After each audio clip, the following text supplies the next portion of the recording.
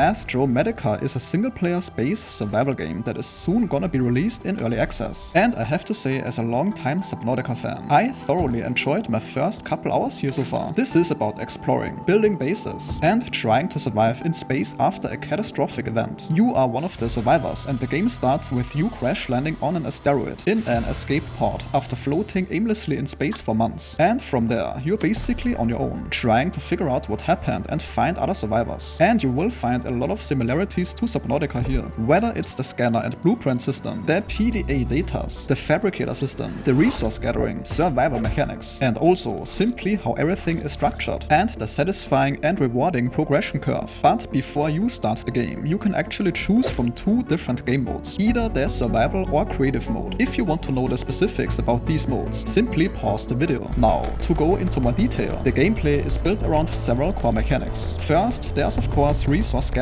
You'll spend a lot of time mining asteroids for basic materials like copper, iron and coal. But don't worry, you can pretty much automate this process later. These resources are essential for crafting everything from basic tools to advanced equipment. Survival is a big part of the game. You've got to manage your oxygen, food, health and water levels. Oxygen is particularly important because at the beginning you only have about 60 seconds of oxygen before you have to return to your pod, which automatically refills your oxygen. This creates this natural exploration radius that you gradually expand as you get better equipment. You can continuously upgrade your stuff and by extension also expand this exploration radius. Speaking of equipment, there's a pretty extensive crafting system. You start with basically nothing of course. The first major milestone is crafting a mining tool. You can thankfully do this relatively early, which then lets you properly gather resources. From there, you can start making things like oxygen tanks to increase your exploration time, jetpacks for better mobility in space, and various other tools for scanning and collecting resources. The space you are exploring is filled with different points of interest. There are abandoned outposts, other escape pods, and these biodomes with plants growing inside them. Now, throughout these locations, you will also find logs and messages from other survivors that tell the story of what happened, as well as scan-able items for blueprints. There's also this place called Mox Island that seems to be a major destination. Now, base building is another major component. You can construct your own outposts and facilities. Now, I haven't seen enough just yet to see how extensive this system is, but what is confirmed is that you can create safe zones, research facilities, and you can pretty much automate mining outposts, which is great to hear, because I can see the mining of asteroids becoming tedious. It seems like we are gonna need these bases as forward operating points, since oxygen management is such a big deal. The game definitely emphasizes taking things slow and being methodical. Rushing out into space, at least far away, is not that good of an idea. Not without a plan at least. You need to carefully plan your expeditions based on your oxygen supply and make sure you can always get back to safety. Also, if you die in this game, you get one chance to collect your stuff. What I definitely like about this game is that the user interface is clean and functional, clearly showing your vital stats and equipment status. And crafting is straight to the point. I just wish there was a way to permanently display your hotbar. Something else I want to point out is that the music is pretty much on point. It's not on Subnautica's level, but still does a decent job.